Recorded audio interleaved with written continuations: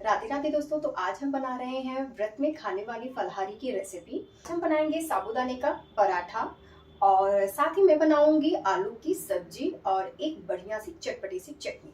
तो चलिए इसे बनाना शुरू करते हैं। तो मैंने यहाँ पर लिया है 1 कप साबूदाना। तो ये मीडियम साइज वाला साबूदाना होता है।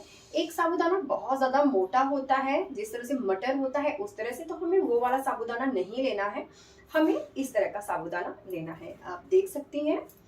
तो इसे मैंने पैन गरम कर लिया है। अब हम इसे भूनेंगे। तो इसे हमें गैस के फ्लेम को मीडियम टू लो फ्लेम कर कर ही भूनना है। आप इसे हाई फ्लेम पर मत भूनिएगा, नहीं तो ये ऊपर से जल जाएगा और अंदर से ये सही से भुना नहीं जाएगा।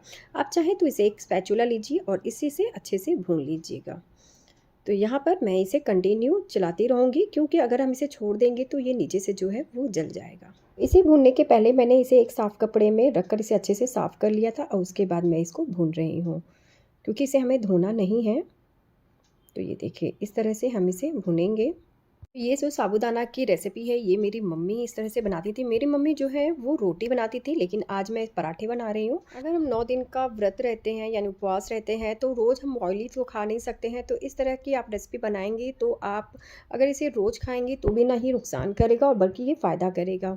तो इस तरह से हम इसे अच्छे से भून लेंगे। तो बीच बीच में मैं थोड़ा सा हाई फ्लेम कर दे रही हूँ, लेकिन इसे कंटिन्यू चलाते ही रहिएगा, तभी आप इसे हाई फ्लेम करिएगा। तो ये देखिए, ये बहुत ही अच्छे से भुन गया है। इसमें बहुत ही अच्छा सा कलर भी आ गया है। अब हम गैस के फ्लेम को बंद कर देंगे और इसे ठंडा होने के लिए साइड में रख देंगे। तो मैं इसे एक थाली में निकाल लूँगी और इसे फ़ैन के नीचे रख दूँगी, ताकि यह जल्दी से ठंडा हो जाए। तो यहाँ पर मैंने मूंगफली लिया है और इसको मैंने रोस्ट कर लिया है। तो ये मेजरमेंट में देखेंगे तो आधा कप मूंगफली है। मूंगफली को हम इस मिक्सर जार में डाल देंगे और इसका फाइन पाउडर बना लेंगे। ये देखिए, हमारा जो मूंगफली है वो इस तरह से हमने इसका फाइन पाउडर बना लिया है। अब हम इसे साइड में रख देंगे। अब हम बनाएंगे सब्जी। तो उसके लिए मैंने यहाँ पर लिया है आधा कप दही। तो इसे मैं मिक्सी बोल में डाल दूंगी। अब हम इसे हैंड विक्स की सहायता से इसे अच्छे से मिक्स कर लेंगे और अब इसमें ऐड करेंगे भुना हुआ मूंगफली का पाउडर। जो हमने इसे पीस कर रखा था उसे हमने डाल दिया है 2 चम्मच। साथ ही मैंने डाला है आधा चम्मच कश्मीरी लाल मिर्च और आधा चम्मच हल्दी। इन सभी चीज़ों को डालकर हमें इसे अच्छे से फेंट लेना है। तो ये देखिए, ताकि मूंगफली जो है वो दही में अच्छे से मिक्स हो जाए। अब हमने यहाँ पर लिया है एक पैन जब अच्छे से गर्म हो जाएगा तब हम इसमें डालेंगे 2 चम्मच देसी घी। अगर आपके पास घी नहीं है तो आप यहाँ पर तेल का भी इस्तेमाल कर सकती हैं। अब हम इसमें ऐड करेंगे साबुत जीरा, और जब जीरा चटकने लगा है तब हमने इसमें ऐड कर दिया है चम्मच हरी मिर्च और अदरक का पेस्ट। इसे डालने के बाद मैंने यहाँ पर करी पत्ता डाल दिया है, अगर है तो इसे ज़रूर डालें। अब हमने यहाँ पर दही का पेस्ट जो हमने बना कर रखा था उसे मैं इसमें डाल दूँगी। तो इसे डालते समय गैस के फ्लेम को या तो बंद कर दीजिएगा या तो फिर मीडियम टू लो फ्लेम पर कर दीजिएगा, नहीं तो जो दही है वो फट जाएगा। और दही डालने के बाद हमें इसे कंटिन्यू इसी तरह से चलाना है। तो आप चाहें तो गैस के फ्लेम को बंद करके और 1 मिनट तक इसी तरह से चला लीजिएगा, फिर उसके बाद गैस के फ्लेम को ऑन करिएगा। तो यहाँ पर देखिए, मैंने गैस के फ्लेम को ऑन कर दिया था और हमारा जो दही है वो बहुत ही अच्छे से भुन गया है। इसे भुनने में हमारा 3 से 4 मिनट का समय लगा है। तो ये देखिए, दही जो है अच्छे से भुन गया है। अब हम इसमें ऐड करेंगे उबले हुए आलू। तो मैंने यहाँ पर 2 मीडियम साइज़ के उबले हुए आलू लिए थे और इसको मैंने काट लिया है। आप चाहे तो हाथों से भी फोड़ कर इसे डाल सकती हैं। तो कुछ देर के लिए मैंने इसे दही के साथ ही भून लिया था, सिर्फ 1 मिनट के लिए। अब हम इसमें ऐड करेंगे फ्रेश हरी धनिया। तो इसे ज़रूर डालें अगर आपके पास है तो। अब हम इसे चला लेंगे। अब हम इसमें ऐड करेंगे पानी। तो मैंने यहाँ पर पानी 1 गिलास का इस्तेमाल किया है। इसे डालने के बाद हम इन सभी चीज़ों को आपस में अच्छे से मिक्स कर देंगे। तो यहाँ पर आप चाहें तो गैस के फ्लेम को हाई भी कर सकती हैं। तो ये देखिए, मैंने उसे बहुत ही अच्छी तरह से चला लिया है। अब हमें इसे तब तक पकाना है जब तक कि इसमें से एक उबाल ना आ जाए। तो ये देखिए, जब ग्रेवी अच्छे से उबलने लगी है तब हमने इसमें ऐड किया है नमक स्वाद अनुसार और थोड़ी सी मैंने इसमें काली मिर्च का इस्तेमाल किया है, यानी 1/4 चम्मच। इन सभी चीज़ों को डालकर हम इसे फिर से पका लेंगे। तो जिस हिसाब से आपको ग्रेवी चाहिए आप उसी तरह से पका लीजिएगा, क्योंकि अब बाद में ये ग्रेवी जो है वो थोड़ी सी थिक हो जाएगी। तो अब मैं ऊपर से लगा दूँगी 1 मिनट के लिए लीड और इसे पका लेंगे। तो अब मैं 1 मिनट के लिए लीड हटाऊँगी। तो ये देखिए, हमारी सब्ज़ी जो है वो थोड़ी-सी गाढ़ी हो गई है, यानी जिस तरह से मुझे चाहिए था ये वो बिल्कुल उसी तरह से हो गई है। तो अब मैं कर दूंगी गैस की फ्लेम को बंद और ऊपर से डाल दूंगी थोड़ी सी हरी धनिया ताकि ये देखने में अच्छा लगे। तो अब हम इसे साइड में रख देंगे। अब हम बनाएंगे यहाँ पर हरी चटनी।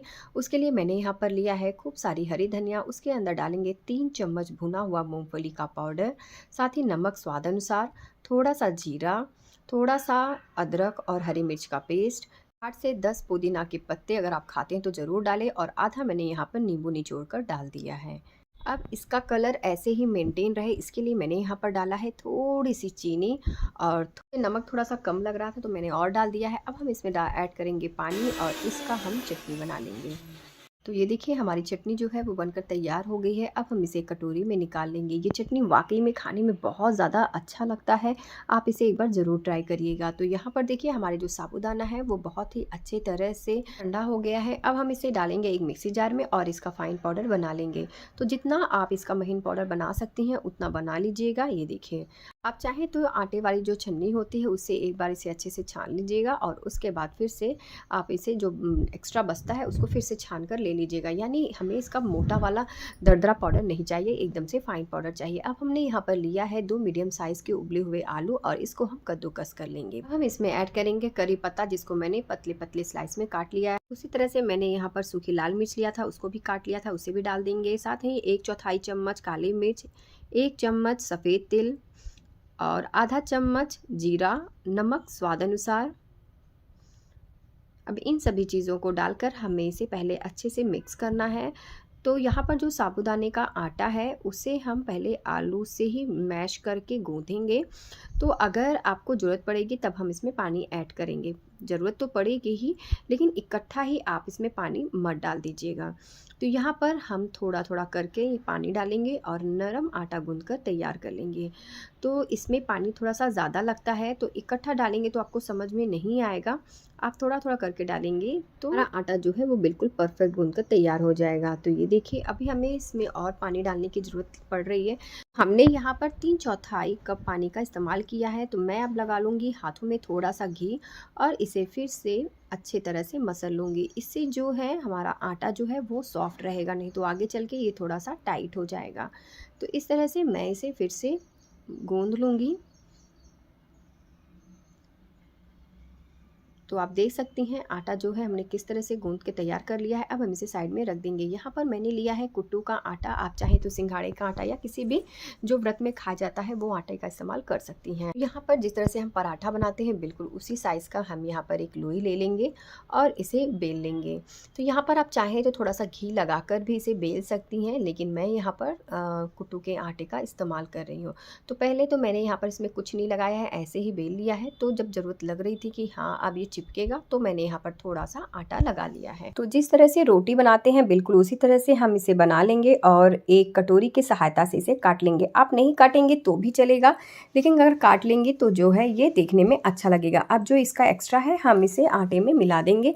तो ये देखिए इस तरह से मैंने यहाँ पर काफ़ी सारी रोटियाँ जो हैं वो बना लिया है। हमने लिया है एक तवा, ये अच्छे से गर्म हो गया है। तो थोड़ा सा मैंने यहाँ पर घी लगा दिया था क्योंकि हम यहाँ पर पहला पराठा बना रहे हैं तो वो नीचे से चिपके ना, इसलिए मैंने यहाँ पर इसका इस्तेमाल किया है। अगर आप इसे नॉन स्टिक पैन में बना रही हैं तो ये भी लगाने की ज़रूरत नहीं है।